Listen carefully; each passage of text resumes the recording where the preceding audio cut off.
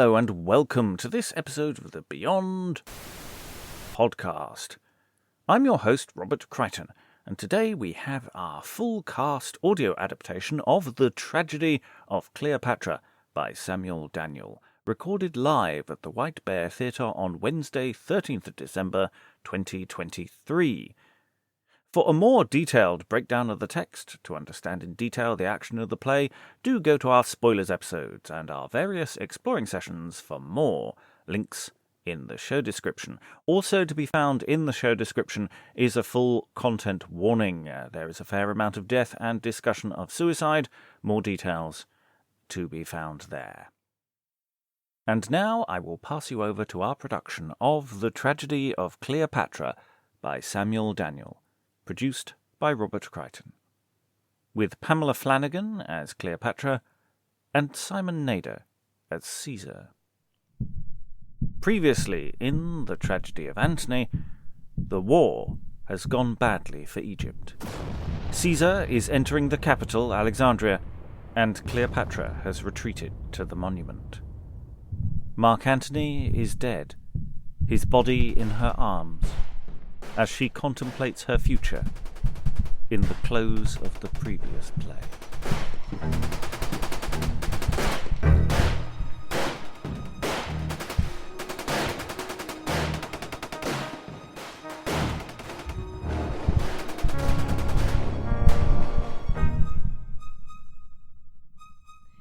I, spent in tears, not able more to spend, but kiss him now.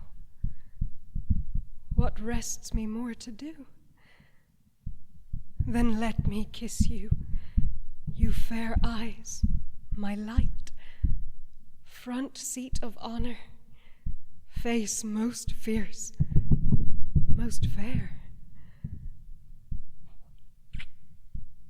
Oh, neck, oh, arms, oh, hands, oh, breast, where death, oh, mischief, comes to choke up vital breath. 1,000 kisses, thousand more, let you my mouth for honor's farewell give, that in this office weak my limbs may grow, fainting on you, and forth my soul may flow.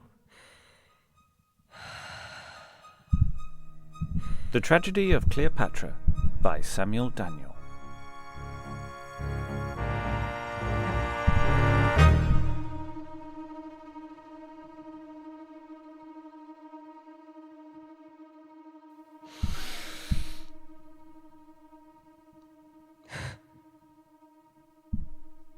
Yet do I live,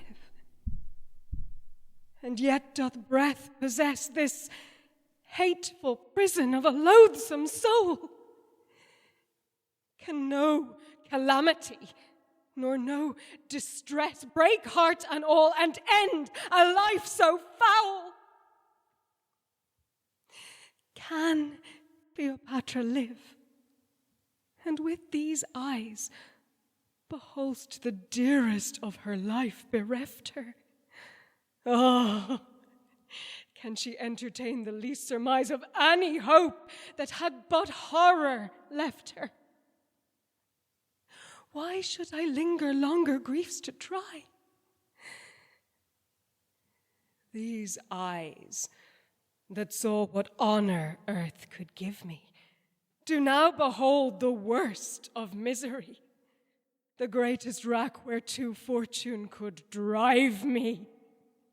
He on whose shoulders all my rest relied, on whom the burthen of my ambition lay, the Atlas and champion of my pride, that did the world of my whole fortune sway, lies fallen, confounded, dead in shame and dolors, following the unlucky party of my love, the ensign of mine eyes, the unhappy colors that him to mischief, me to ruin drove. And now, the model made of misery, scorned to the world, born but for fortune's foil, my lusts have framed a tomb for me to lie, even in the ashes of my country's spoil. No, who would think that I were she who late, clad with the glory of the world's chief riches, admired of all the earth and wondered at, glittering in pomp that heart and eye bewitches, should thus distressed, cast down from off that height, levelled with low disgraced calamity, under the weight of such affliction sigh, reduced to the extremest misery.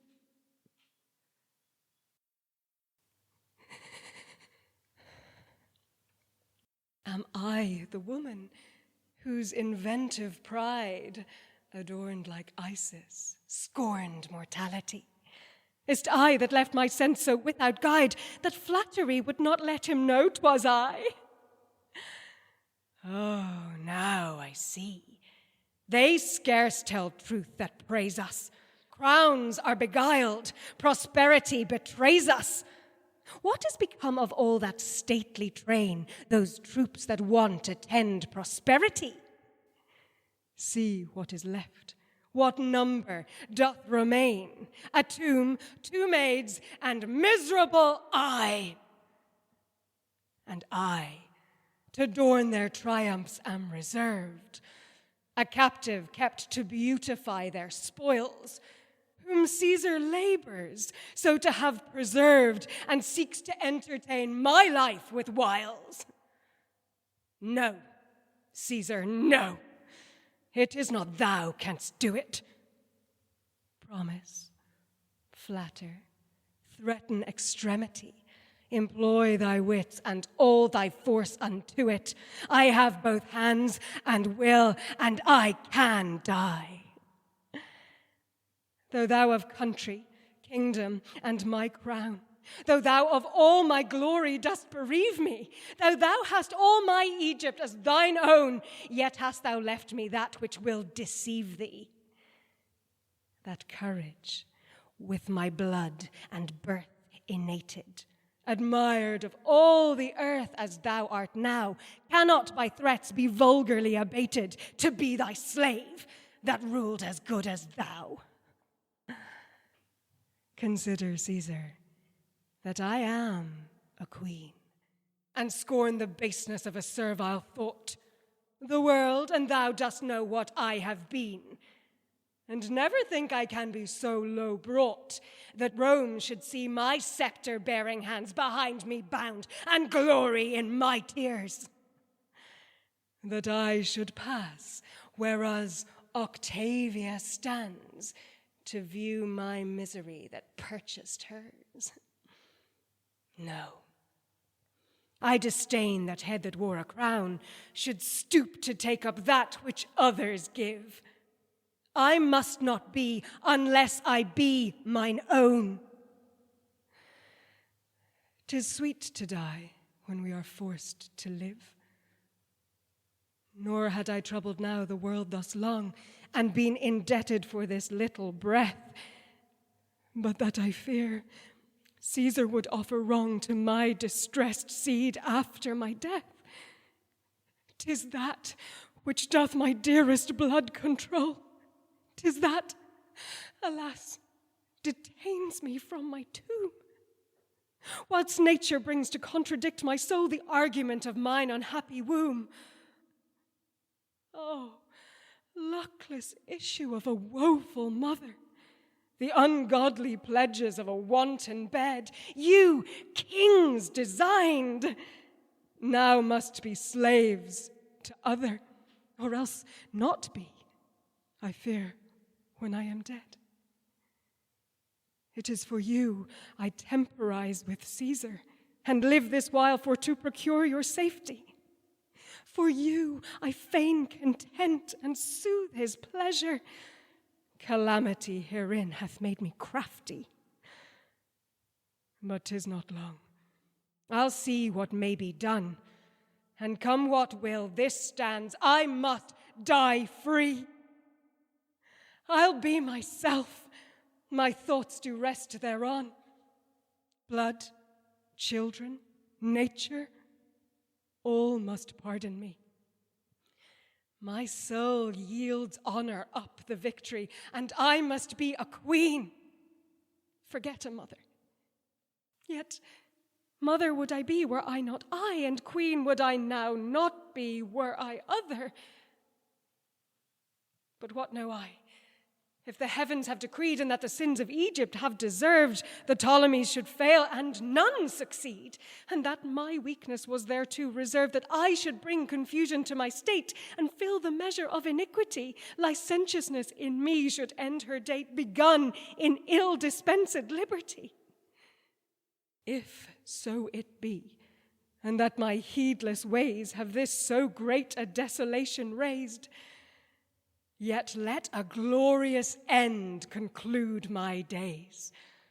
Though life were bad, my death may yet be praised, that I may write in letters of my blood a fit memorial for the times to come, to be example to such princes good that please themselves and care not what become. And Antony, because the world doth know that my misfortune hath procured thine, and my improvidence brought thee follow to lose thy glory and to ruin mine.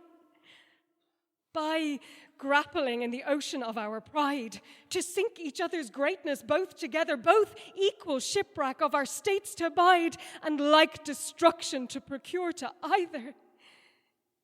If I should now our common fault survive, then all the world must hate me if I do it.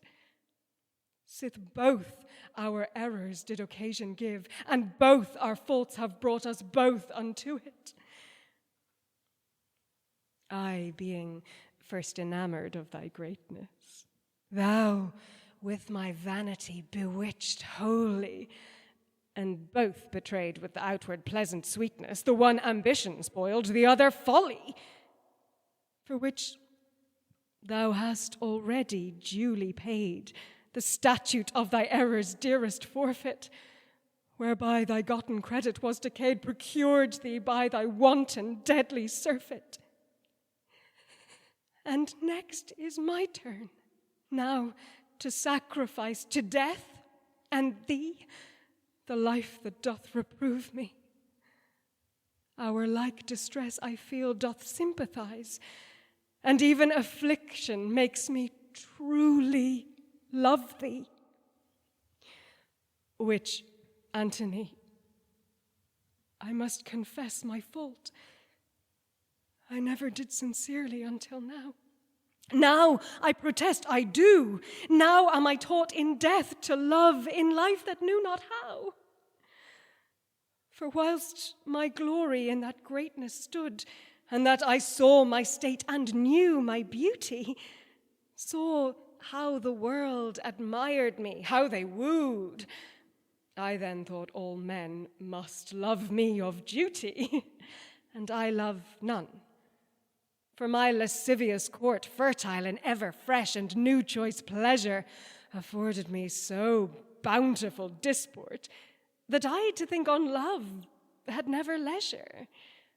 My vagabond desires no limits found, for lust is endless, pleasure hath no bound.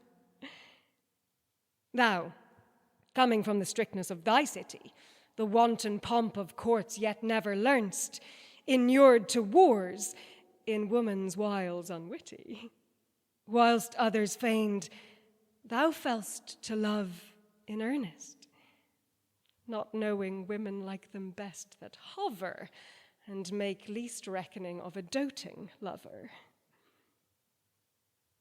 And yet thou earnest but in my beauty's wane, when new appearing wrinkles of declining, wrought with the hand of years, seemed to detain my grace's light, as now but dimly shining.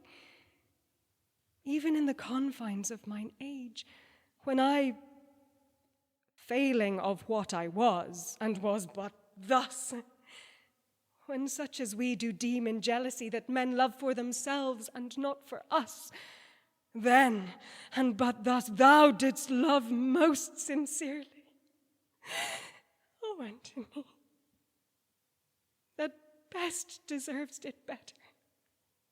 This autumn of my beauty bought so dearly, for which, in more than death, I stand thy debtor, which I will pay thee with most faithful zeal, and that ere long no Caesar shall detain me. My death, my love and courage shall reveal, the whiches all the world have left unstain me. And to the end I may deceive best Caesar, who doth so eagerly my life importune, I must prevail me of this little leisure, seeming to suit my mind and to my fortune, whereby I may the better me provide of what my death and honour best shall fit. A seeming base content must wary hide my last design till I accomplish it, that hereby yet the world shall see that I, although unwise to live, had wit to die.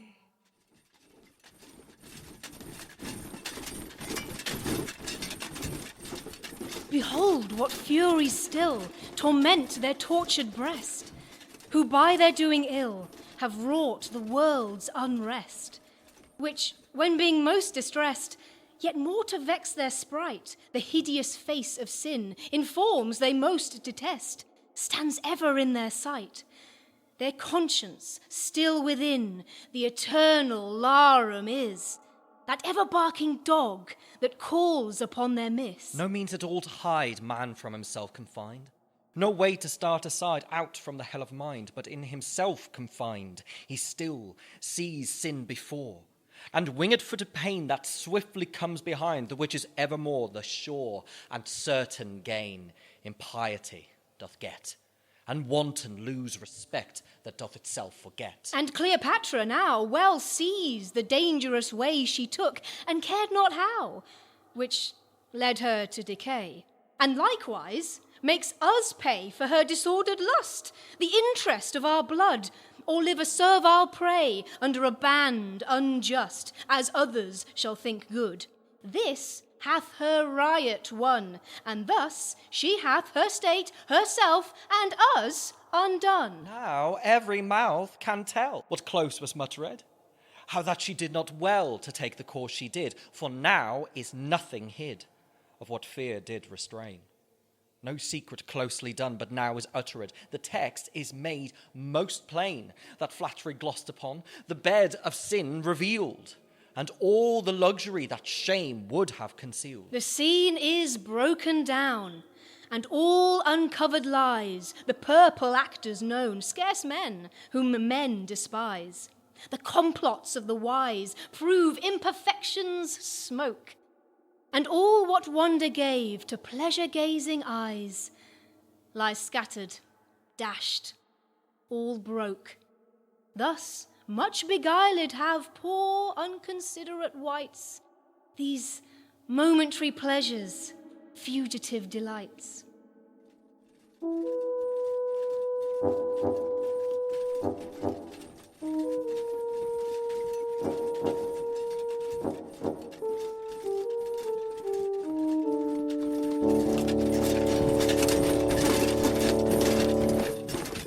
Kingdoms, I see we win. We conquer climates, yet cannot vanquish hearts nor force obedience. Affections, kept in close concealed limits, stand far without the reach of sword or violence. Who forced to pay us duty, pay not love. Free is the heart, the temple of the mind, the sanctuary sacred from above, where nature keeps the keys that loose and bind. No mortal hand force open can that door, so close shut up and locked to all mankind.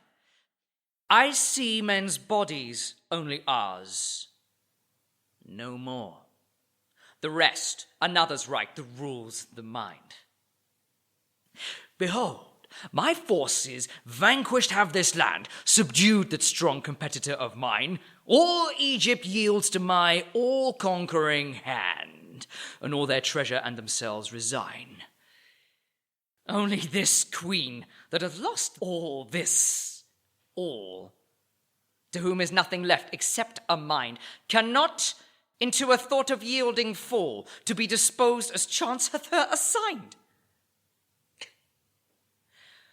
But, Procule, what hope doth she now give?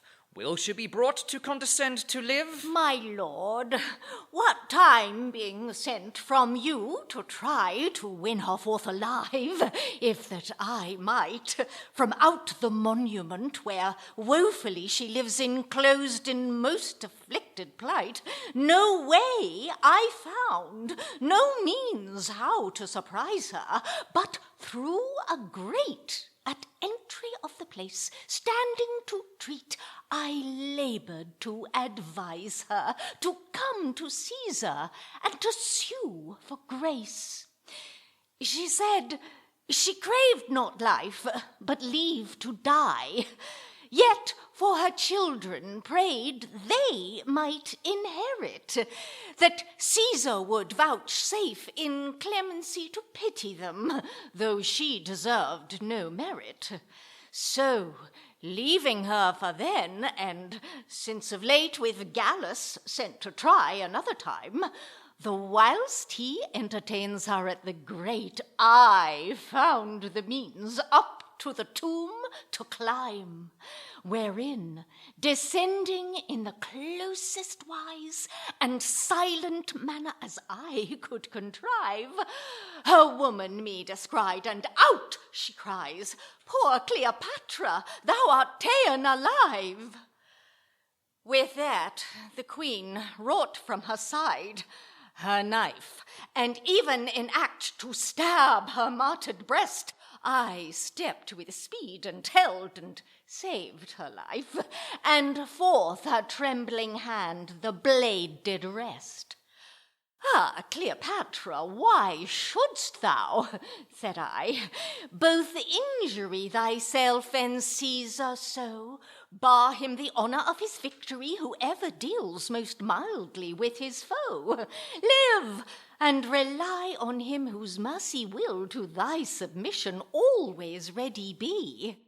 With that, as all amazed, she held her still, twixt majesty, confused, and misery.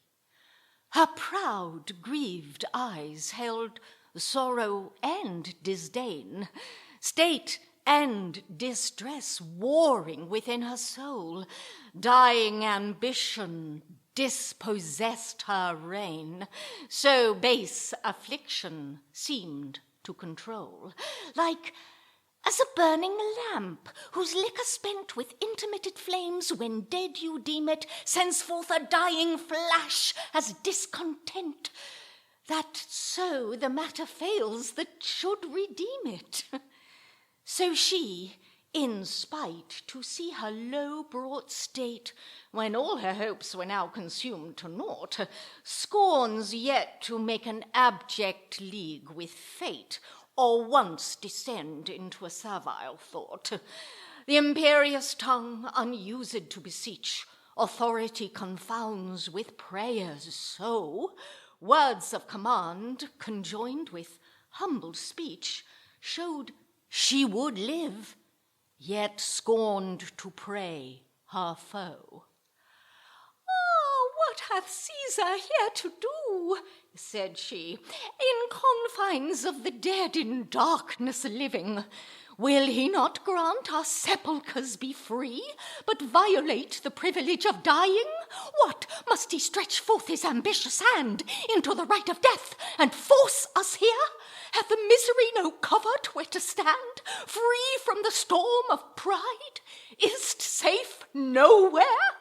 Cannot my land, my gold, my crown suffice, and all what I held dear to him made common, but that he must in this sort tyrannize the afflicted body of an woeful woman?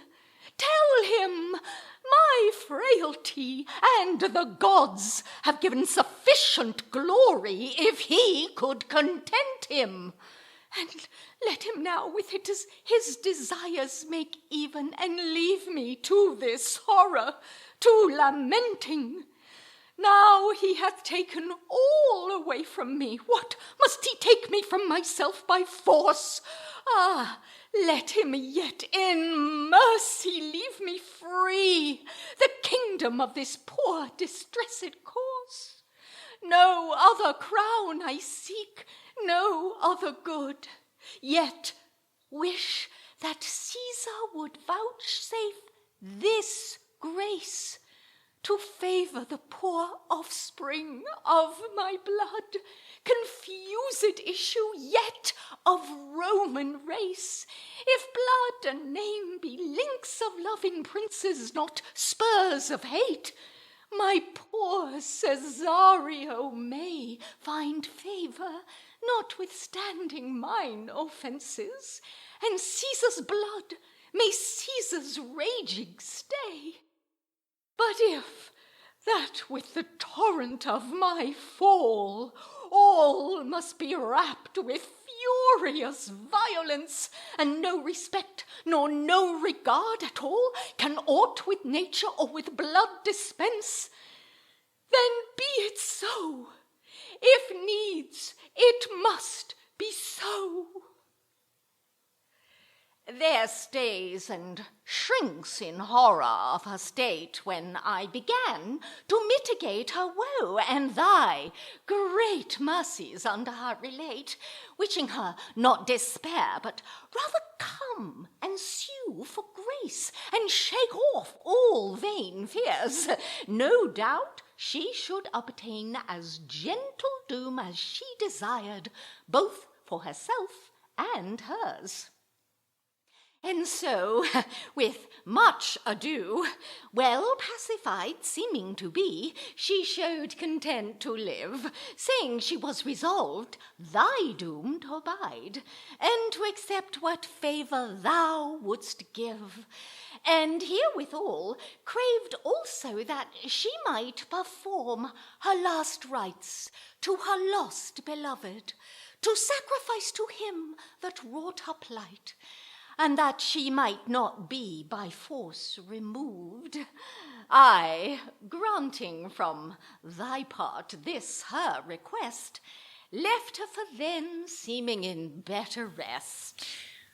But dost thou think she will remain so still? I think and do assure myself she will. Private men found not the hearts of princes, whose actions oft bear contrary pretences. Why, 'tis her safety for to yield to thee. But 'tis more honour for her to die free. She may thereby procure her children's good. Princes respect their honour more than blood. Can prince's power dispense with nature, then? To be a prince is more than be a man. There's none but have in time persuaded been. And so might she too, were she not a queen. Divers respects will force her be reclaimed. Princes, like lions, never will be tamed. A private man may yield and care not how, but greater hearts will break before they bow. And sure, I think she'll never condescend to live to grace our spoils with her disgrace. But yet, let still a wary watch attend to guard her person and to watch the place, and look that none with her come to confer. Shortly myself will go to visit her.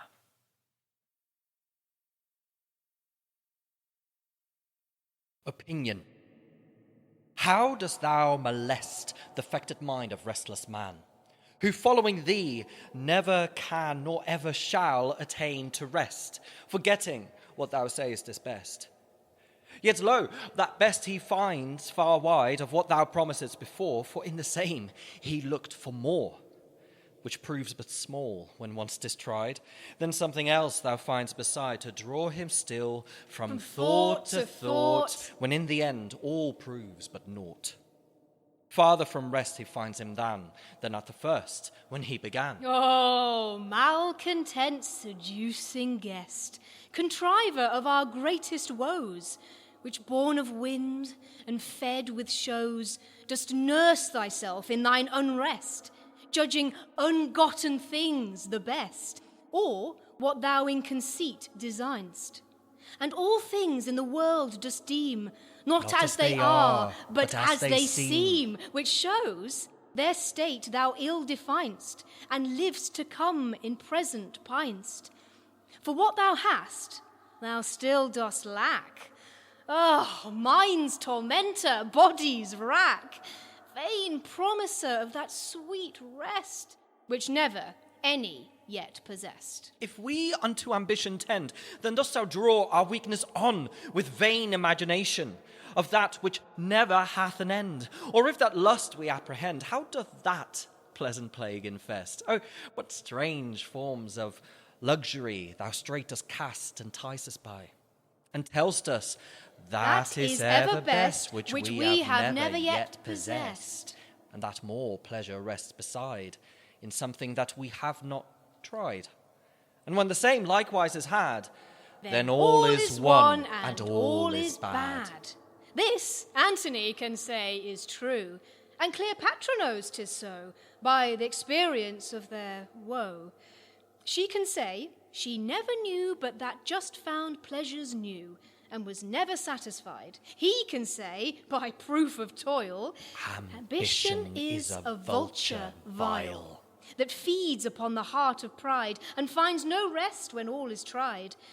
For worlds cannot confine the one, the other lists and bounds hath none, and both subvert the mind, the state, procure destruction, envy, hate. And now, when all this is proved vain, yet opinion leaves not here, but sticks to Cleopatra near, persuading now how she shall gain honour by death and fame attain.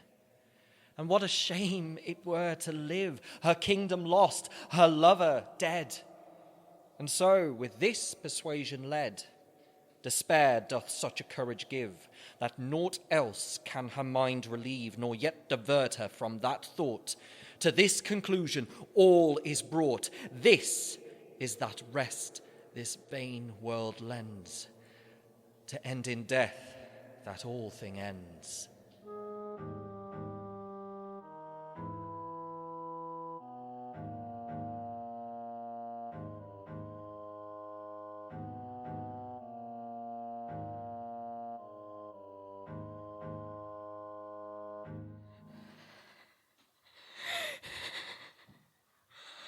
Oh, deeply, Arius, am I bound to thee, that savedst from death this wretched life of mine, obtaining Caesar's gentle grace for me, when I of all helps else despaired but thine.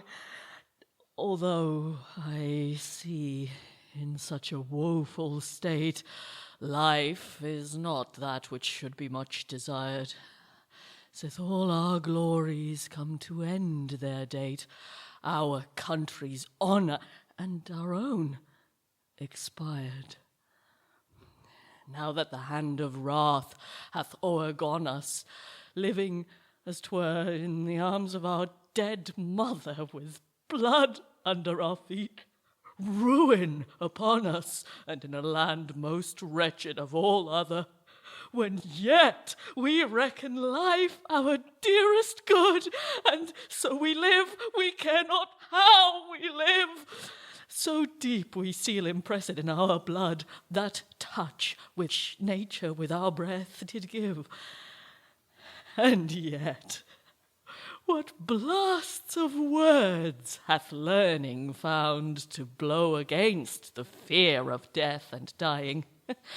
What comforts unsick eloquence can sound, and yet all fails us in the point of trying, for whilst we reason with the breath of safety without the compass of destruction living, what precepts shall we then What courage, lofty in taxing others' fears and counsel-giving, when all this air of sweet contrived words proves but weak armour to defend the heart.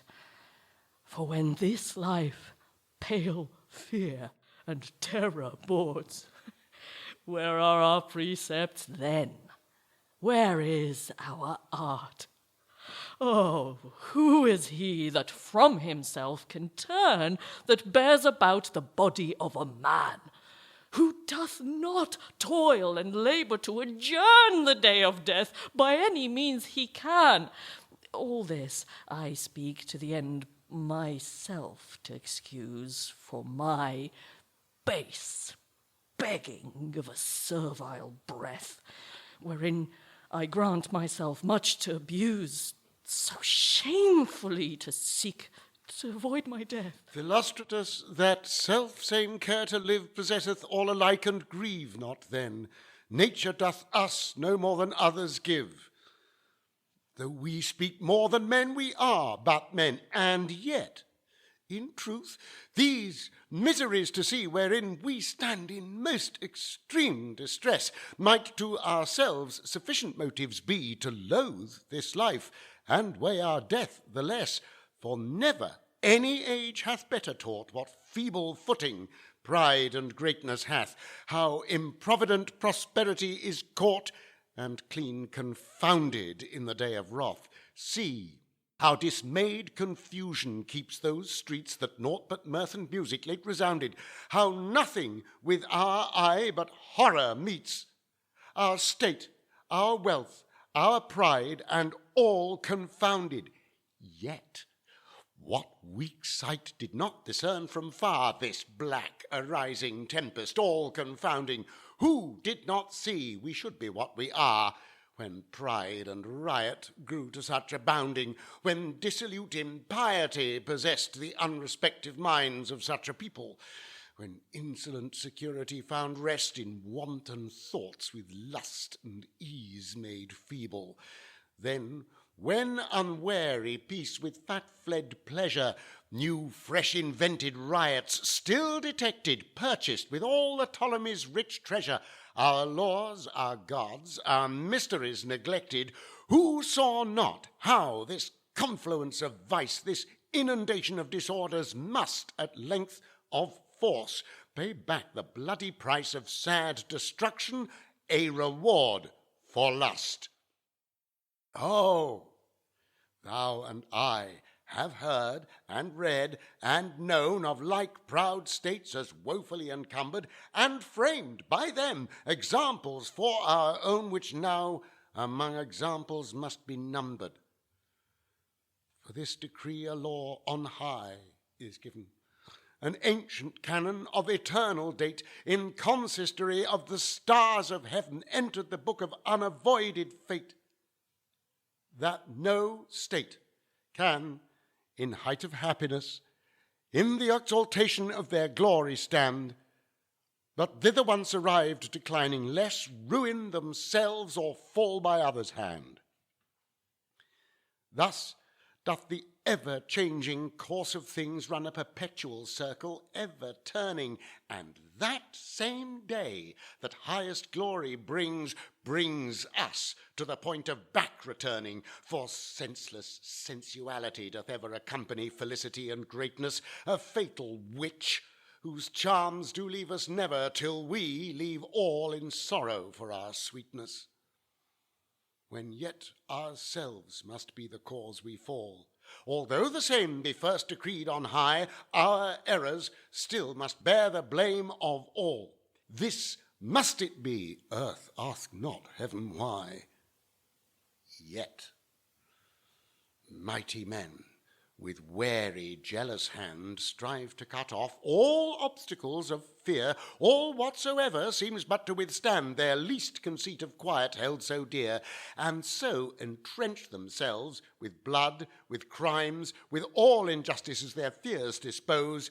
Yet for all this we see how oftentimes the means they work to keep are means to lose, and sure I cannot see how this can stand with great Augustus' safety and his honour, to cut off all succession from our land for her offence that pulled the wars upon her. Why, must her issue pay the price of that? The price is life that they are rated at. Cesario, too, issued of Caesar's blood. Plurality of Caesars are not good. Alas, what hurt procures his feeble arm? Not for it doth, but that it may do harm. Then, when it offers hurt, repress the same. 'Tis best to quench a spark before it flame. 'Tis inhumane an innocent to kill. Such innocence seldom remains so still. And sure, his death may best procure our peace. Competitors the subject dearly buys, and so that our affliction may surcease, let great men be the people's sacrifice. But see, where Caesar comes himself to try and work the mind of our distressed queen to apprehend some false hope, whereby she might be drawn to have her fortunes seen. But yet, I think, Rome will not see that face that quell her champions blush in base disgrace. What? Cleopatra! Dost thou doubt so much of Caesar's mercy that thou hidest thy face? Or dost thou think thy offences can be such that they surmount the measure of our grace? Caesar, not for that I fly thy sight.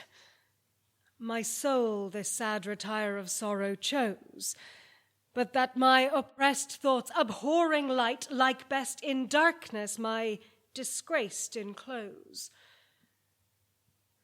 And here, to these close limits of despair, this solitary horror where I bide. Caesar, I thought no Roman should repair more after him who here oppressed died. Yet now, here at thy conquering feet I lie, poor captive soul that never thought to bow, whose happy foot of rule and majesty stood late on that same ground thou standest now. Rise, queen! None but thyself is cause of all, and yet would all were but thine own alone, that others' ruin had not with thy fall brought Rome her sorrows, to my triumphs moan. For breaking off the league of love and blood, thou makest my winning joy again unpleasing. Sith the eye of grief must look unto our good, thorough the horror of our own bloodshedding, and all we must attribute unto thee. To me? Caesar, what should a woman do, oppressed by greatness? What was it for me to contradict my lord, being bent thereto? I was, by love, by fear, by weakness, made an instrument to such designs as these. For when the Lord of all the Orient bade, who but obeyed? Who was not glad to please? For how could I withdraw my succouring hand from him that had my heart, or was not mine? The interest of my faith in straitest band, my love to his most firmly did combine. Love? Alas, no. It was the innate hatred that thou and thine hast ever borne our people that made thee seek all means to have us scattered, to disunite our strength and make us feeble. And therefore did that breast nurse our dissension, with hope to exalt thyself, to augment thy state, to prey upon the rack of our contention, and with the rest of our foes to joy thereat. O Caesar, see how easy 'tis to accuse whom fortune hath made faulty by their fall. The wretched conquered may not refuse the titles of reproach he's charged withal. The conquering cause hath right, wherein you art. The vanquished still is judged the worser part. Which part is mine because I lost my part? No lesser than the portion of a crown. Enough for me. Alas, what needed art to gain by others but to keep mine own? But here, let weaker powers note what it is to neighbour great competitors too near. If we take part, we oft do perish thus. If neutral bide, both parties we must fear. Alas, what shall the forced partakers do when following none, yet must they perish too? But Caesar, sith thy right and cause is such, Be not a heavy weight upon calamity. Depress not the afflicted overmuch. The chiefest glory is the victor's lenity. The inheritance of mercy from him take, of whom thou hast thy fortune and thy name. Great Caesar me a queen at first did make, and let not Caesar now confound the same. Read here these lines which still I keep with me, the witness of his love and favours ever, and God forbid this should be said of thee, that Caesar wronged the favoured of Caesar. For look what I have been to Antony. Think thou the same I might have been of thee?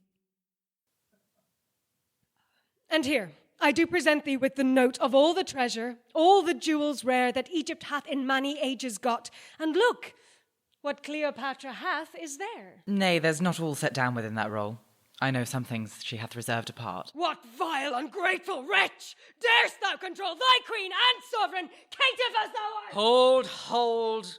A poor revenge can work so feeble hands.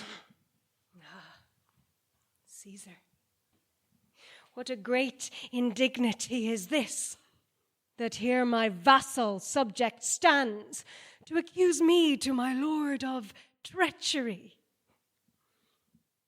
If I reserved some certain woman's toys, alas, it was not for myself, God knows. Poor miserable soul that little joys in trifling ornaments, in outward shows. But what I kept to make my way unto thy Livia and Octavia's grace, that thereby in compassion moved they might mediate thy favour in my case. Well, Cleopatra, fear not. Thou shalt find what favour thou desirest, or canst expect.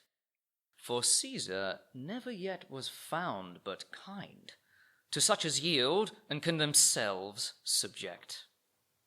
And therefore give comfort to thy mind, relieve thy soul thus overcharged with care. How well I will entreat thee thou shalt find, so soon as some affairs dispatched are. Till when? Farewell. Thanks, thrice renowned Caesar. Poor Cleopatra rests thine own forever.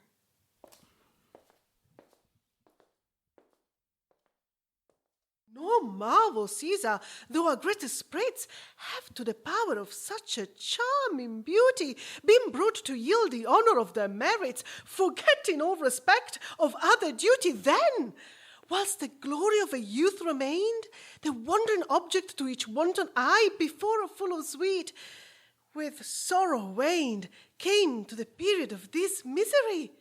If still, even in the midst of death and horror, such beauty shines through clouds of age and sorrow, if even those sweet decays seem to plead for her, which from affliction moving graces borrow, if in calamity she should thus move, what could she do adorned with youth and love? What could she do then, when, as spreading wide, the pomp of beauty in her glory died? When, armed with wonder, she could use beside the engines of her love, hope, and delight?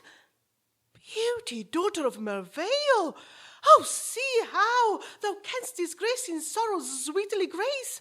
What power thou showest in a distressed brow, that makes the affliction fair, gives tears their grace. What? Can untressed locks, can torn-rent hair, a weeping eye, a willing face be fair? I see then, artless feature can content, and that true beauty needs no ornament. What, in a passion, Dolabella? What? Take heed, let others' fresh examples be thy warning. What mischiefs these so idle humours breed, whilst error keeps us from a true discerning? Indeed, I saw she laboured to impart her sweetest graces in her saddest cheer, presuming on the face that knew the art to move with what aspect soe'er it were. But all in vain. She takes her aim amiss, the ground and mark her level much deceives. Time now hath altered all, for neither is she as she was, nor we as she conceives. And therefore now 'twere best she left such badness. Folly in youth is sin, in age 'tis madness. And for my part, I seek but to entertain in her some feeding hope, to draw her forth. The greatest trophy that my travails gain is to bring home a prize all of such worth. And now, sith that she seems so well content to be disposed by us, without more stay, she with her children shall to Rome be sent, whilst I by Syria thither take my way.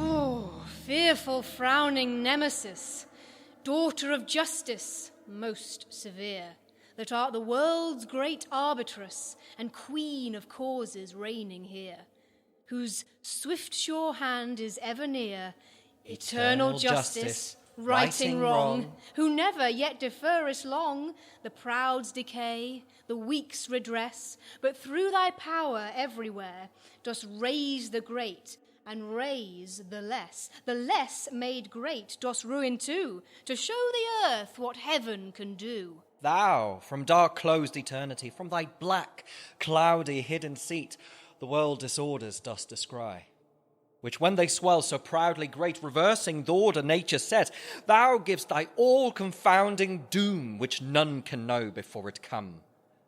The inevitable destiny, which neither wit nor strength can let, fast chained unto necessity, immortal things doth order so, the alternate course of weal or woe. Oh, lo, the powers of heaven do play with travailed mortality, and doth their weakness still betray in their best prosperity, when being listed up so high, they look beyond themselves so far, that to themselves they take no care, whilst swift confusion down doth lay their late proud mounting vanity, bringing their glory to decay, and with the ruin of their fall extinguish people, state, and all. But is it justice that all we, the innocent poor multitude, for great men's faults should punished be, and to destruction thus pursued?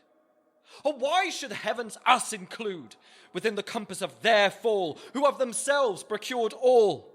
Or do the gods in close decree occasion take how to extrude man from the earth with cruelty? No, the gods are ever just. Our faults excuse must their rigour must. This is the period fate set down to Egypt's fat prosperity, which now unto her greatest grown must perish thus, by course must die. And some must be the causes why this revolution must be wrought, as born to bring their state to naught, to change the people and the crown, and purge the world's iniquity, which vice so far hath overgrown as we, so they that treat us thus must one day perish like to us.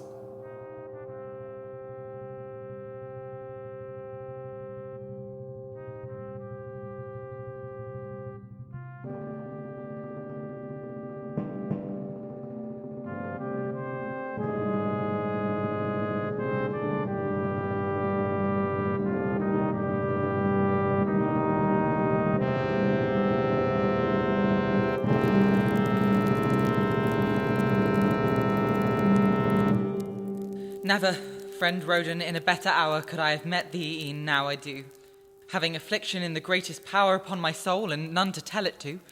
For 'tis some ease our sorrows to reveal, if they to whom we shall impart our woes seem but to feel a part of what we feel, and meet us with a sigh but at a close. And never, friend Seleucus, foundst thou one that better could bear such a part with thee, who by his own knows others' cares to moan, and can in like accord of grief agree. And therefore tell the pression of thy heart, tell to an ear prepared and tuned to care, and I will likewise unto thee impart as sad a tale as what thou shalt declare. So, shall we both our mournful plaints combine? I'll wail thy state, thou shalt pity mine. Well then, thou knowest how I have lived in grace with Cleopatra, and esteemed in court as one of council and of chiefest place, and ever held my credit in that sort, till now in this confusion of our state, when thinking to have used a mean to climb, and fled the wretched, flown unto the great, following the fortune of the present time, am come to be cast down and ruined clean, and in the course of mine own plot undone. For having all the secrets of the queen revealed to Caesar, to have favour won, my treachery is quitted with disgrace, my falsehood loathed, and not without great reason. For though good for him, yet princes in this case do hate the traitor, though they love the treason. For how could he imagine I would be faithful to him, being false unto mine own, and false to such a bounteous queen as she, that hath me raised and made mine honour known? He saw 'twas not for zeal to him I bear, but for base fear, or mine own state to settle. Weakness is false, and faith in cowards rare. Fear finds out shifts, timidity is subtle. And therefore, scorned of him, scorned of mine own, hateful to all that look into my state. Despised Seleucus now is only grown the mark of infamy that's pointed at. 'Tis much, thou sayest, and oh, too much to feel. And I do grieve and do lament thy fall. But yet, all this which thou dost here reveal, compared with mine, will make thine seem but small. Although my fault be in the selfsame kind, yet in degree far greater, far more hateful. Mine sprung of mischief, thine from feeble mind. I stained with blood, thou only but ungrateful. For unto me did Cleopatra give the best and dearest treasure of her blood, lovely Cesario, whom she would should live free from the dangers wherein Egypt stood. And unto me with him this charge she gave. Here, Rodon, convey from out this coast this precious gem, the chiefest that I have, the jewel of my soul I value most. Guide him to India, lead him far from hence, safeguard him, where secure he may remain, till better fortune call him back from thence, and Egypt's peace be reconciled again. For this is he that may our hopes bring back, the rising sun of our declining state. These be the hands that may restore our rack and raise the broken ruins made of late. He may give limits to the boundless pride of fierce Octavius and abate his might. Great Julius' offspring, he may come to guide the empire of the world as his by right. Oh, how he seems the model of his sire. How I gaze my Caesar in his face. Such was his gait, so did his looks aspire. Such was his threatening brow, such was his grace. High-shouldered, and his forehead even as high. And oh, if he had not been born so late, he might have ruled the world's great monarchy, and now have been the champion of our state. Then unto him, oh, my dear son, she says, son of my youth, fly hence, oh fly, be gone, reserve thyself, ordained for better days, for much thou hast to ground thy hopes upon. Leave me, thy woeful mother, to endure the fury of this tempest here alone, who cares not for herself, so thou be sure, thou mayest revenge when others can but moan. Rodon will see thee safe. Rodon will guide thee and thy ways. Thou shalt not need fear. Rodon, my faithful servant, will provide what shall be best for thee. Take thou no care. And oh, good Rodon, look well to his youth. The ways are long, and dangers everywhere. I urge it not that I do doubt thy truth. Mothers will cast the worst and always fear. The absent danger greater still appears. Less fears he who is near the thing he fears. And oh, I know not what presaging thought my spirit suggests of luckless bad event. But yet it may be 'tis but love doth dote, or idle shadows which my fears present. But yet the memory of mine own fate makes me fear his. And yet, why should I fear? His fortune may recover better state, and he may come in pomp to govern here. But yet I doubt the genius of our race. By some malignant spirit comes overthrown, our blood must be extinct in my disgrace. Egypt must have no more kings of their own.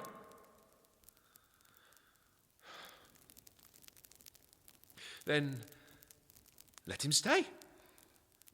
Let us fall together. Sith it is foredecreed that we must fall, yet who knows what may come? Let him go thither. What merchant in one vessel ventures all? Let us divide our stars. Go, go, my son. Let not the fate of Egypt find thee here. Try, if so be thy destiny can shun the common wrack of us by being there. But who is he found ever yet defence against the heavens or hid him anywhere?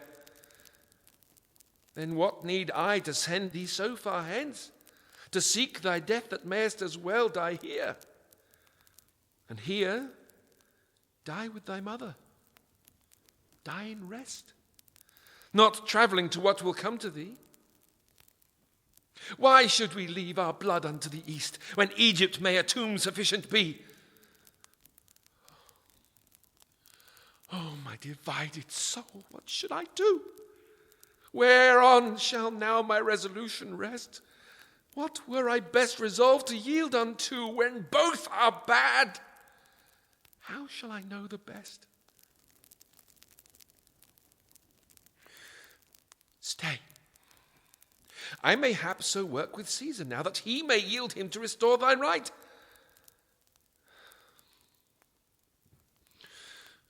Go. Caesar never will consent that thou, so near in blood, should be so great in might. Then take him, Rodon. Go, my son. Farewell. But stay. There's something else that I would say, yet nothing now. But, oh God, speed thee well, lest saying more, the more may make thee stay. Yet let me speak. It may be 'tis the last that ever I shall speak to thee, my son. Do mothers use to part in such post-haste? What? Must I end when I have scarce begun? Oh, no, dear heart, 'tis no such slender twine, wherewith the knot is tied twixt thee and me. That blood within thy veins came out of mine, parting from thee. I part from part of me, and therefore I must speak. Yet what? Oh, son. Here more she would, where more she could not say. Sorrow rebounding back whence it begun, filled up the passage and quite stopped the way, when sweet Cesario with a princely sprite, though comfortless himself, did comfort give, with mildest words persuading her to bear it. And as for him, she should not need to grieve. And I, with protestations of my part, sworn by that faith which sworn I did deceive, that I would use all care, all wit and art to see him safe. And so we took our leave. Scarce had we travailed to our journey's end, when Caesar, having knowledge of our way, his agents after us with speed doth send to labour me, Cesario, to betray. Who, with rewards and promises so large, assailed me then, that I grew soon content, and back to Rhodes did convey my charge, pretending that Octavius for him sent, to make him king of Egypt presently. And thither come, seeing himself betrayed, and in the hands of death through treachery, wailing his state, thus to himself he said, Lo, here brought back by subtle train to death, betrayed by tutor's faith, or traitors rather. My fault, my blood, and mine offence my birth for being son of such a mighty father. From India whither sent by mother's care to be reserved from Egypt's common rack to Rhodes, so long the arms of tyrants are. I am by Caesar's subtle reach brought back, here to be made the oblation of his fears. Who doubts the poor revenge these hands may do him, respecting neither blood, nor youth, nor years? Or how small safety can my death be to him? And is this all the good of being born great? Then wretched greatness, proud rich misery, pompous distress, glittering calamity. Is it for this the ambitious fathers sweat, to purchase blood and death for them and theirs? Is this the issue that their glories get, to leave a sure destruction to their heirs? Oh, how far better had it been for me, from low descent, derived of humble birth, to have eat the sweet sour bread of poverty, and drunk of nearless stream in nearless earth, under the covering of some quiet cottage, free from the wrath of heaven, secure in mind, untouched when sad events of princes' dotage confounds whatever mighty it doth find. And not to stood in their way, whose condition is to have all made dear, and all thing plain, between them and the mark of their ambition, that nothing let the full sight of their reign, where nothing stands that stands not in submission, where greatness must all in itself contain. Kings will be alone, competitors must down. Near death he stands that stands too near the crown. Such is my case, for Caesar will have all. My blood must seal the assurance of his state, yet a weak state that blood assure him shall, whose wrongful shedding gods and men do hate. Injustice never scapes unpunished still, though men revenge not, yet the heavens will. And though Augustus, that with bloody hand cuts off succession from another's race, mayst find the heavens thy vows so to withstand, that others may deprive thine in like case.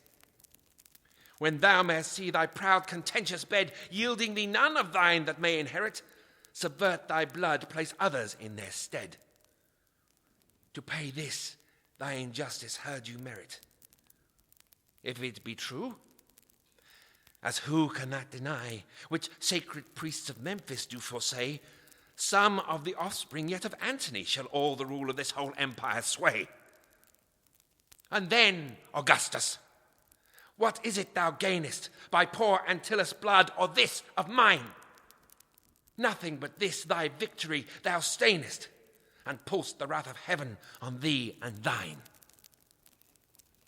In vain doth man contend against the stars. From what he seeks to make, his wisdom mars. Yet in the meantime, We whom fates reserve the bloody sacrifices of ambition. We feel the smart whatever they deserve, and we endure the present time's condition. The justice of the heavens revenging thus doth only sacrifice itself, not us. Yet 'tis a pleasing comfort that doth ease affliction in so great extremity, to think their like destruction shall appease our ghosts who did procure our misery. But dead we are, uncertain what shall be, and living we are sure to feel the wrong. Our certain ruin we ourselves do see. They joy the while, we know not how long, but yet, Cesario, thou must die content, for men will moan, and God revenge the innocent. Thus he complained, and thus thou hearest my shame. But how hath Caesar now rewarded thee? As he hath thee, and I expect the same as fell to Theodore to fall on me. For he, one of my coat, having betrayed the young Antyllus, son of Antony, and at his death of his neck conveyed a jewel, which, being asked, he did deny. Caesar occasion took to hang him straight. Such instruments with princes live not long. Although they need us, actors of deceit, yet still our sight seems to upbraid their wrong. And therefore we must needs this danger run, and in the net of our own guile be caught. We must not live to bray what we have done. For what is done must not appear their fault. But here comes Cleopatra, woeful queen, and our shame will not be that we should be seen. What? Hath my face yet power to win a lover? Can this torn remnant serve to grace me so, that it can Caesar's secret plots discover, what he intends with me and mine to do? Why then, poor beauty, thou hast done thy last and best good service thou could do unto me. For now, the time of death revealed thou hast, which in my life didst serve but to undo me. Here, Dolabella, far forsooth in love, writes how that Caesar means forthwith to send both me and mine the heir of Rome to prove, there his triumphant chariot to attend. I thank the man, both for his love and letter. The one comes fit to warn me thus before, but for the other, I must die his debtor, for Cleopatra now can love no more. But having leave, I must go take my leave and last farewell of my dead Antony, whose dearly honored tomb must here receive this sacrifice, the last before I die.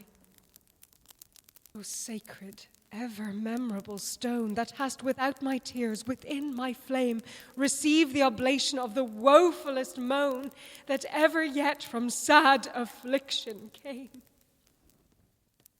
And you, dear relics of my lord and love, the sweetest parcels of the faithfulest liver, oh, let no impious hand dare to remove you out from hence, but rest you here forever. Let Egypt now give peace unto you dead, that living gave you trouble and turmoil. Sleep quiet in this everlasting bed, in foreign land preferred before your soil. And oh, if that the spirits of men remain after their bodies and do never die, then hear thy ghost, thy captive spouse complain, and be attentive to her misery. But if that laborsome mortality found this sweet error only to confine the curious search of idle vanity that would the depth of darkness undermine, or rather to give rest unto the thought of wretched man with the ever after coming joy of those conceived fields whereon we dote, to pacify the present world's annoy. If it be so, why speak I then to the air? But 'tis not so. My Antony doth hear. His ever-living ghost attends my prayer, and I do know his hovering sprite is near, and I will speak, and pray, and mourn to thee. Oh, pure, immortal love that deigns to hear, I feel thou answerest my credulity with touch of comfort, finding none elsewhere. Thou knowest these hands entombed thee here of late, free and unforced, which now must servile be, reserved for bands to grace proud Caesar's state, who seeks in me to triumph over thee. Oh, if in life we could not severed be, shall death divide our bodies now asunder? Must thine in Egypt, mine in Italy, be kept the monuments of fortune's wonder? If any powers be there whereas thou art, sith our own country's gods betray our case, O work they may their gracious help impart to save thy woeful wife from such disgrace. Do not permit she should in triumph show the blush of her reproach, joined with thy shame, but rather let that hateful tyrant know that thou and I had power to avoid the same. But what do I spend breath and idle wind in vain invoking a conceived aid? Why do I not myself occasion find to break the bounds wherein myself am stayed? Words are for them that can complain and live, whose melting hearts composed of baser frame can to their sorrows time and leisure give. But Cleopatra may not do the same. No, Antony, thy love requireth more. A lingering death with thee deserves no merit. I must myself force open wide a door to let out life and so unhouse my spirit.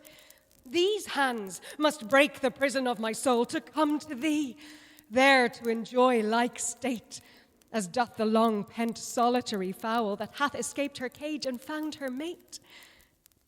This sacrifice, to sacrifice my life, is that true incense that doth best beseem. These rites may serve a life-desiring wife, who, doing them, to have done enough doth deem. My heart blood should the purple flowers have been, which here upon thy tomb to thee are offered. No smoke, but dying breath should here be seen, and this it had been too, had I been suffered. But what have I, save these bare hands to do it? And these weak fingers are not iron-pointed. They cannot pierce the flesh being put unto it, and I of all else means am disappointed. But yet I must away and means seek how to come unto thee whatsoe'er I do. Oh, death, art thou so hard to come by now that we must pray, entreat, and seek thee out? But I will find thee wheresoe'er thou lie, for who can stay a mind resolved to die? And now I go to work the effect indeed. I'll never send more words or sighs to thee. I'll bring my soul myself, and that with speed. Myself will bring my soul to Antony. Come, go, my maids. My fortune's sole attenders that minister to misery and sorrow. Your mistress unto you your freedom renders, and quits you from all charge at ere tomorrow. And now, by this, I think the man I sent is near returned that brings me my dispatch. God grant his cunning sort to good event, and that his skill may well beguile my watch. So shall I shun disgrace, leave to be sorry, fly to my love, scape my foe, free my soul. So shall I act the last act of my glory, die like a queen, and rest without control.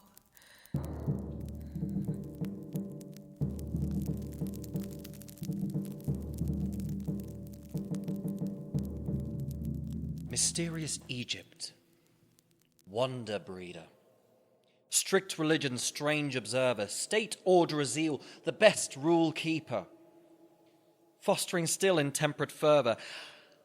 Oh, how camest thou to lose so wholly all religion, law, and order, and thus become the most unholy of all lands that Nile's border? How could confused disorder enter, where stern law sat so severely? How durst weak lust and riot venter, thy of justice looking nearly? Could not those means that made thee great be still the means to keep thy state? Ah, no. The course of things requireth change and alteration ever. That same continuance man desireth, the inconstant world yieldeth never. We in our counsels must be blinded, and not see what doth import us. And oftentimes the thing least minded is the thing that most must hurt us. Yet they that have the stern in guiding, 'tis their fault that should prevent it. for oft they seeing their country sliding take their ease. As though contented. We imitate the greater powers, the prince's manners fashion ours. Example of their light regarding vulgar looseness much incenses. Vice uncontrolled grows wide, enlarging. Kings' small faults be great offences. And this hath set the window open unto license, lust, and riot. This way confusion first found broken, whereby entered our disquiet. Those laws that Zoroaster founded and Ptolemies observed, hereby first came to be confounded. Which our state so long preserved. The wanton luxury of court did form the people of like sort. For all, respecting private pleasure, universally consenting to abuse their time, their treasure, in their own delights contenting, and future dangers naught respecting, whereby... Oh, how easy matter made this so general neglecting, confused weakness to disaster. Caesar found the effect true tried in his easy entrance making, who, at the sight of arms, descried all our people, all forsaking for riot, worse than war, so sore had wasted all our strength before. And thus is Egypt servile rendered to the insolent destroyer, and all their sumptuous treasure tended, all her wealth that did betray her, which poison, oh, if heavens be rightful, may so far infect their senses, that Egypt's pleasures so delightful may breed them the like offences. And Romans learn our way of weakness. Be instructed in our vices, that our spoils may spoil your greatness. Overcome with our devices. Fill full your hands, and carry home enough from us to ruin Rome.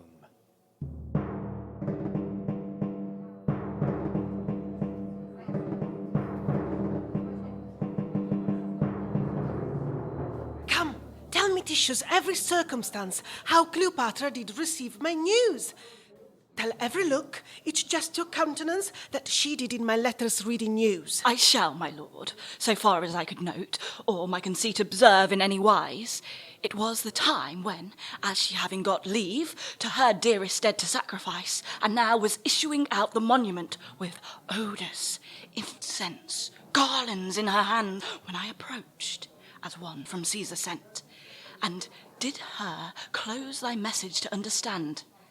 She turns her back, and with her takes me in, reads in thy lines thy strange unlooked-for tale, and reads, and smiles, and stays, and doth begin again to read, then blushed, and then was pale, and having ended with a sigh, refolds thy letter up, and with a fixed eye, which steadfast her imagination holds, she mused a while, standing confusedly at length. Ah, friend, saith she, tell thy good lord how dear I hold his pitying of my case, that out of his sweet nature can afford a miserable woman so much grace. Tell him how much my heavy soul doth grieve. Merciless Caesar should so deal with me. Pray him that he would all the counsel give that might divert him from such cruelty. As for my love, say, Antony hath all. Say that my heart is gone into the grave with him in whom it rests and ever shall. I have it not myself, nor cannot have. Yet tell him, he shall more command of me than any whosoever living can. He that so friendly shows himself to be a right kind Roman and a gentleman, although his nation, fatal unto me, hath had mine age a spoil, my youth a prey. Yet his affection must accepted be that favours one distressed in such decay, as he was worthy then to have been loved of Cleopatra whilst her glory lasted, before she had declining fortune proved, or seen her honour racked, her flower blasted. Now there is nothing left but her disgrace, nothing but her affliction that can move. Tell Dolabella, one that's in her case, poor soul, needs rather pity now than love, but shortly shall thy lord hear more of me. And this was all she did, and all she said, but hasted to the tomb of Antony. Oh, sweet distressed lady, what hard heart could choose but pity thee, and love thee too? Thy worthiness, the state wherein thou art, requireth both, and both I vow to do. Although ambition lets not Caesar see the wrong he doth thy majesty, and sweetness, which makes him now exact so much of thee, to add unto his pride, to grace his greatness, he knows thou canst no hurt procure us now, sith all thy strength is seized into our hands. No fear is that, but rather labours how he might show Rome so great a queen in bands, that our great ladies, envying thee so much, that stained them all and held them in such wonder, might joy to see thee, and thy fortune such, thereby extolling him that brought thee under. But I will seek to state what I may. I am but one, yet one that Caesar loves, and oh, if now I could do more than pray, then shouldst you know how far affection moves. But what my power and prayer may prevail, I'll join them both to hinder thy disgrace. And even this present day I will not fail to do my best with Caesar in this case. And sir, even now herself hath letters sent. I met her messenger as I came hither with a dispatch as he to Caesar went, but knows not what imports her sending thither. Yet this he told, how Cleopatra late was come from sacrifice, how richly clad was served to dinner in most sumptuous state, with all the bravest ornaments she had, how, having dined, she writes and sends away him straight to Caesar, and commanded then all should depart the tomb, and none to stay, but her 2 maids and 1 poor countryman. Why, then I know. She sends to have audience now, and means to experience what her state can do, to see if majesty will make him bow to what affliction could not move him to. And oh, if now she could but bring a view of that fresh beauty she in youth possessed, the argument wherewith she overthrew the wit of Julius Caesar and the rest, then happily Augustus might relent, whilst powerful love, far stronger than ambition, might work in him a mind to be content, to grant her asking in the best condition. But, being as she is, Yet doth she merit to be respected for what she hath been, the wonder of her kind, of rarest spirit, a glorious lady and a mighty queen, and now but by a little weakness fallen to do that which perhaps she was forced to do. Alas, a narrow path is past recalling. Take away weakness and take women too. But now I go to be thy advocate. Sweet Cleopatra, now I'll use mine art. Thy presence will me greatly animate. Thy face will teach my tongue, thy love my heart.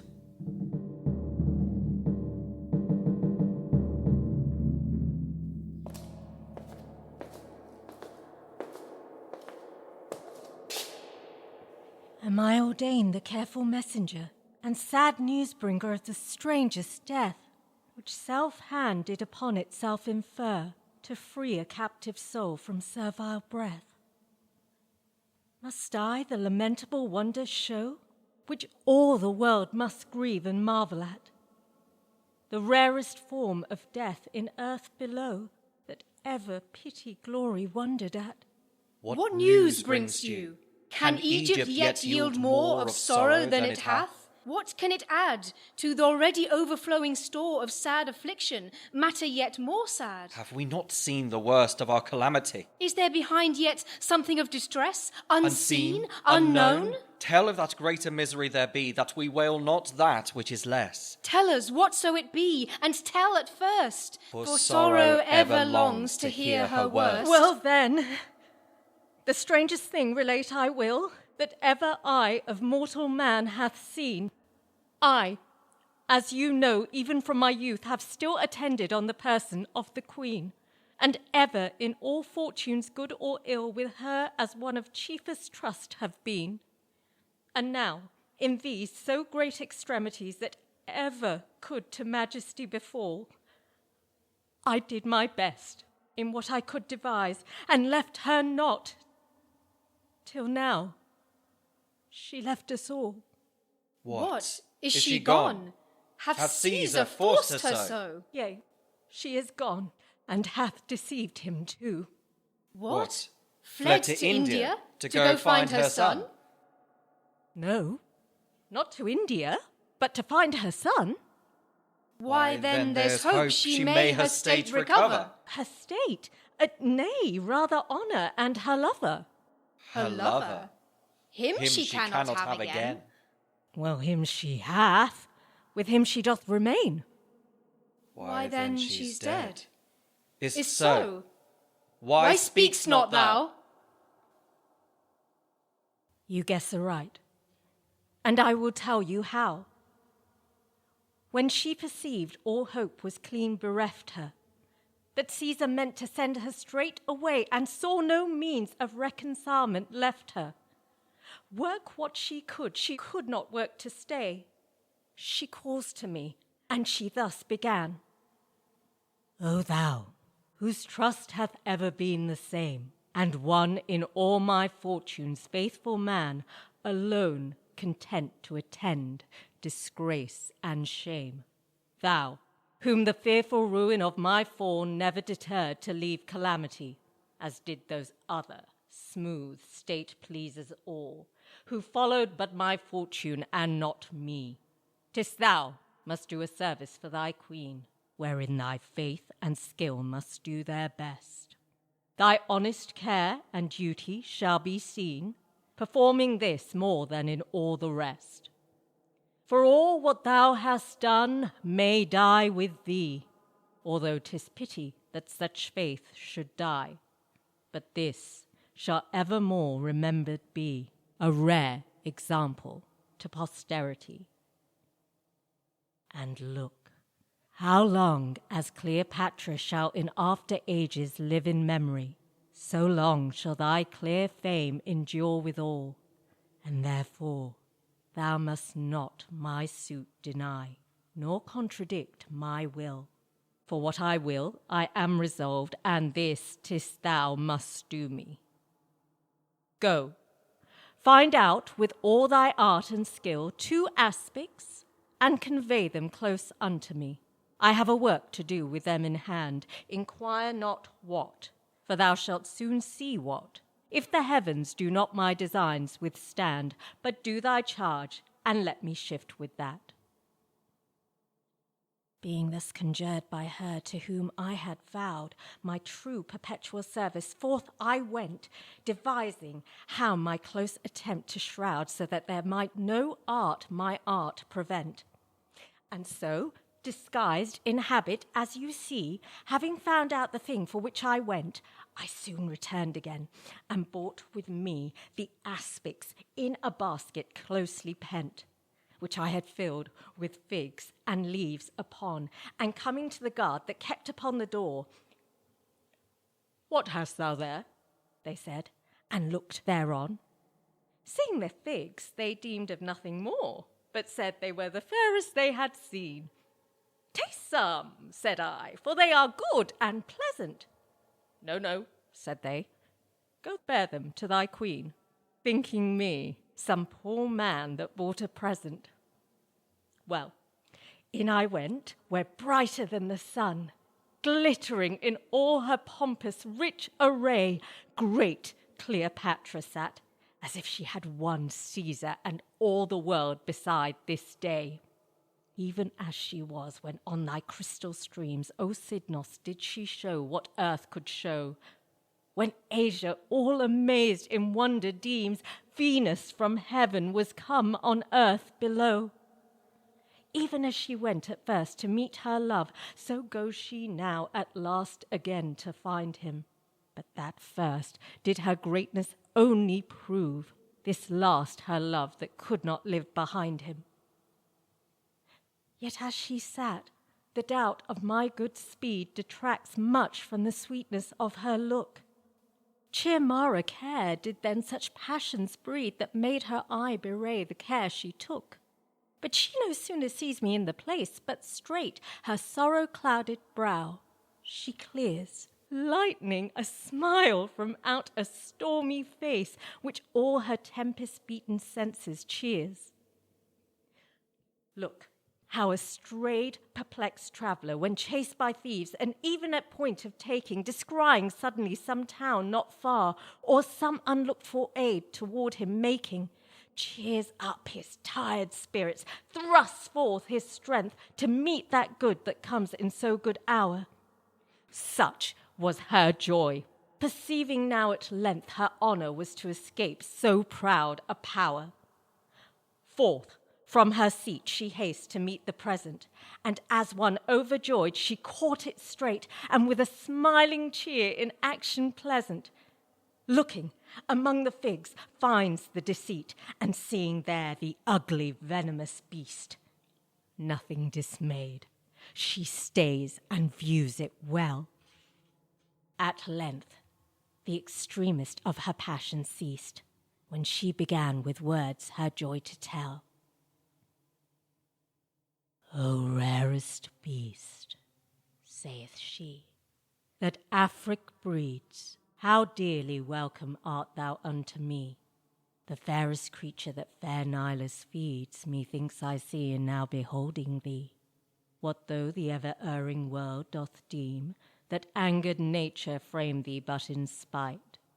Little they know what they so light esteem that never learned the wonder of thy might. Better than death, death's office thou dischargest, that one with gentle touch canst free our breath, and in a pleasing sleep our soul enlargest, making ourselves not privy to our death. If nature erred, oh then how happy error! Thinking to make thee worst, she made thee best. Sith thou best freest us from our lives' worst terror, in sweetly bringing souls to quiet rest. When that inexorable monster death that follows fortune flies the poor distressed, tortures our bodies ere he takes our breath, and loads with pains the already weak oppressed. How oft have I begged, prayed, entreated him to take my life, and yet could never get him. And when he comes so ugly grim, that who is he, if he could choose, would let him? Therefore come, thou, of wonders wonder chief, that open canst with such an easy key the door of life. Come, gentle, cunning thief, that from ourselves so stealest ourselves away. Well did our priests discern something divine shadowed in thee, and therefore first they did offerings and worships due to thee assign, in whom they found such mysteries were hid, comparing thy sweet motion to the sun, that movest without the instruments that move, and never waxing old but always one, dost sure thy strange divinity approve. And therefore, to the rather unto thee, in zeal, I make the offering of my blood, calamity confirming now in me a sure belief that piety makes good, which happy men neglect or hold ambiguous, and only the afflicted are religious. And here I sacrifice these arms to death, that lust late dedicated to delights, offering up for my last this last of breath, the complement of my love's dearest rights. With that, she bares her arm, and offer makes to touch her death. Yet at the touch withdraws, and seeming more to speak, occasion takes, willing to die, and willing too to pause. Look, how a mother at her son's departing for some far voyage bent to get him fame, doth entertain him with an idle parling, and still doth speak, and still speaks but the same. Now bids farewell, and now recalls him back, tells what was told, and bids again farewell, and yet again recalls. For still doth lack something that love would fain, and cannot tell. Pleased he should go, yet cannot let him go. So she, although she knew there was no way but this, yet this she could not handle so, but she must show that life desired delay. Fain would she entertain the time as now, and now would fain that death would seize upon her, whilst I might see presented in her brow the doubtful combat tried twixt life and honour. Life bringing legions of fresh hopes with her, armed with the proof of time which yields, we say, comfort and help to such as do refer all unto him and can admit delay. But honour, scorning life, lo forth leads he, bright immortality in shining armour, through the rays of whose clear glory she might see life's baseness, how much it might harm her. Besides, she saw whole armies of reproaches and base disgraces, furies fearful, sad, marching with life and shame that still encroaches upon her face in bloody colours clad, which representments, seeing worse than death, she deemed to yield to life, and therefore chose to render all to honour, heart, and breath. And that with speed, lest that her inward foes, false flesh and blood, joining with life and hope, should mutiny against her resolution. And to the end she would not give them scope.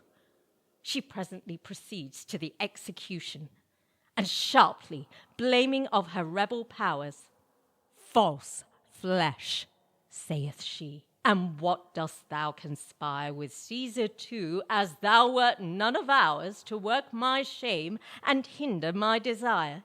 Wilt thou retain enclosure of thy veins, that enemy base life to let my good? No, no, there is a greater power constrains than can be counterchecked with fearful blood. For to the mind that's great, nothing seems great.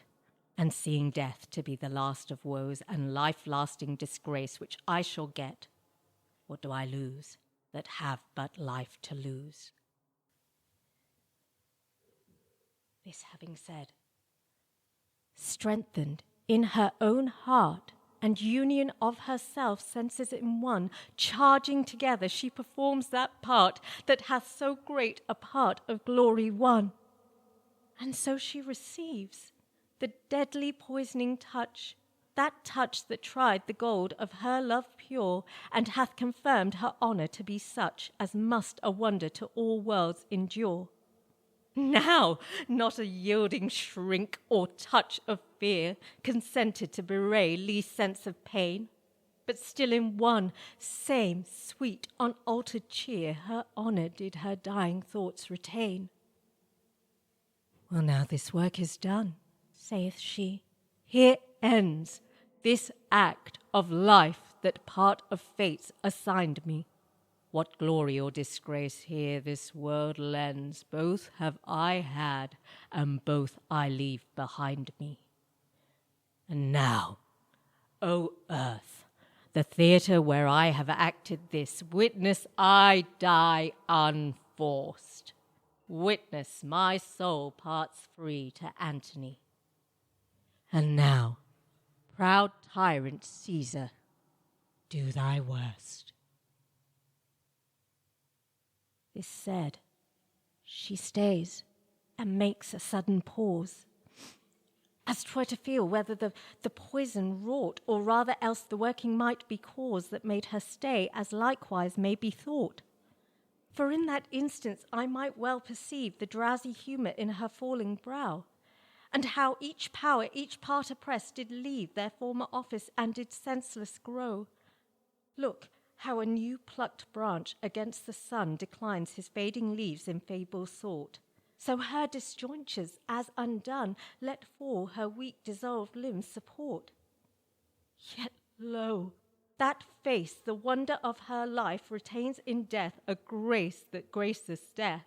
Colour so lively, cheer so lovely rife, that none would think such beauty could want breath.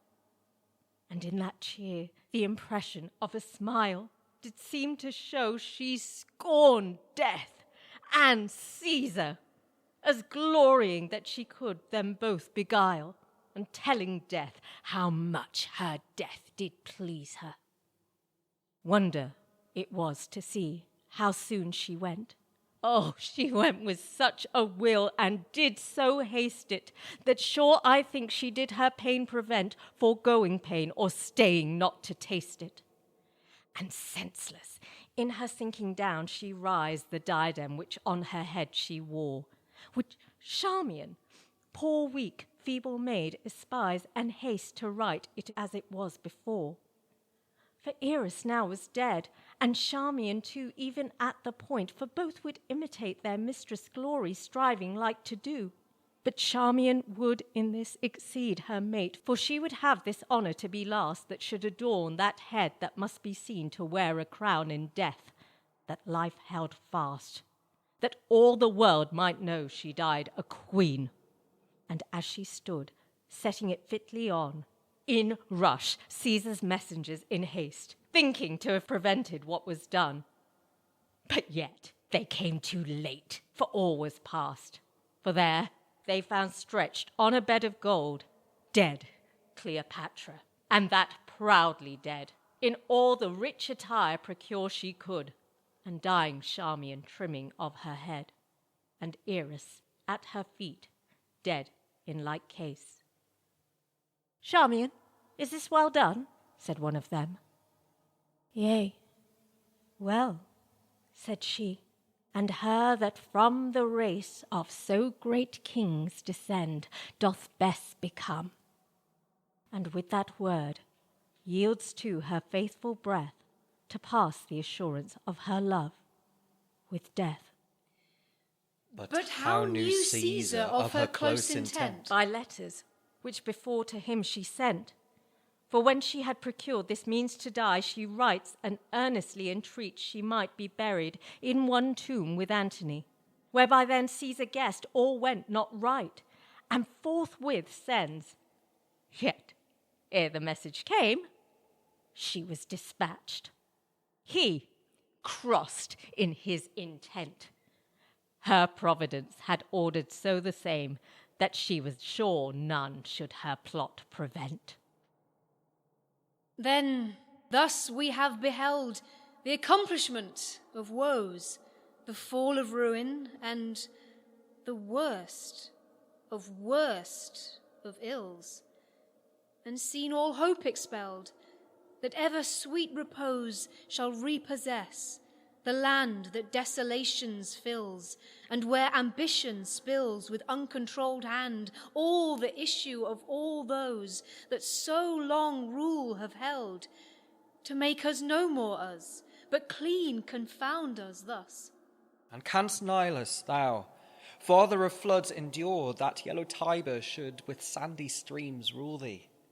Wilt thou be pleased to bow to him, those feet so pure, whose unknown head we hold a power divine to be? Thou that didst ever see thy free banks uncontrolled live under thine own care, wilt thou bear it now? And now wilt yield thy streams a prey to other realms? Draw back, thy waters flow to thy concealed head. Rocks, strangle up thy wave. Stop cataracts thy fall, and turn thy courses so that sandy deserts dead, the world of dust that craves to swallow thee up all, may drink so much as shall revive from vasty graves a living green, which, spread far flourishing, may grow on that wide face of death, where nothing now draws breath. Fatten some people there, even as thou us hast done, with plenty's wanton shore, and feeble luxury, and them as us prepare, fit for the day of moan, respected not before.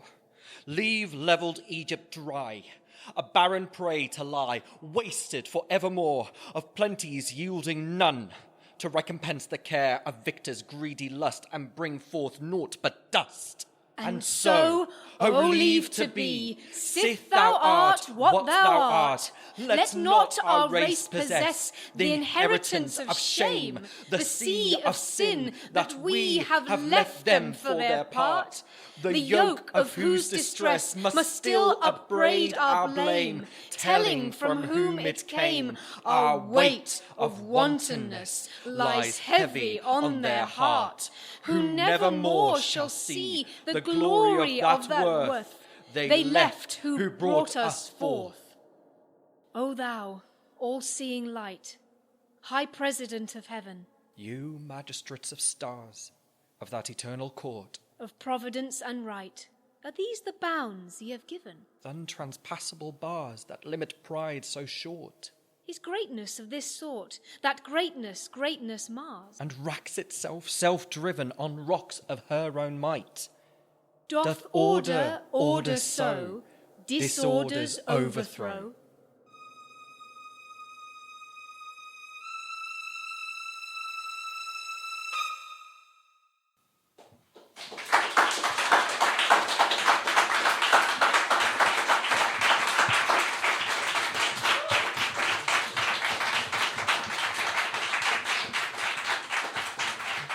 In The Tragedy of Cleopatra by Samuel Daniel, Cleopatra was played by Pamela Flanagan and Caesar by Simon Nader. Proculeius was played by Lynsey Beauchamp, Philostratus by Alexandra Kataigida, and Arius by Keith Hill. Seleucus was played by Kit McGuire, Dolabella by Valentina Vinci, Rodon by Karim Kronfli, and Titius by Sojourner Hazelwood-Connell. The chorus were played by Roel Fox and Emma Kemp, and The Messenger by Alex Kapila. The music was composed by Roel Fox. The Tragedy of Cleopatra by Samuel Daniel was produced by Robert Crighton and recorded live at the White Bear Theatre on Wednesday 13th of December 2023. With special thanks to our patrons for voting for this play to be produced. If you've enjoyed this production and would like to support our ongoing play schedule, support our continuing work by becoming a patron at patreon.com/Beyond Shakespeare, or buy us a coffee on ko-fi.com/Beyond Shakes. You can also follow us on social media at Beyond Shakes where available, and visit our website at beyondshakespeare.org.